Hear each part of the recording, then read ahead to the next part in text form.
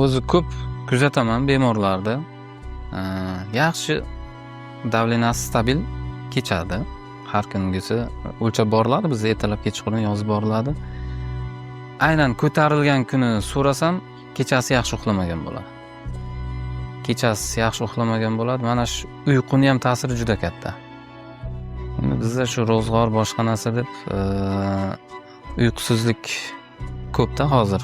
Yana mana bu har xil telefon, televizor, serial boshqa. Uxlamagandan keyin bosh miyada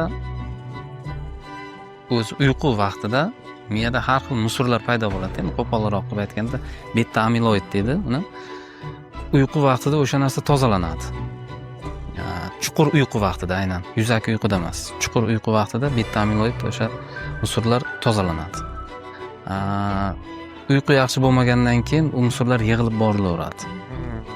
Bu keyinchalik o'sha miyani ishlash funksiyasiga, faoliyatiga ta'sirini ko'rsatadi.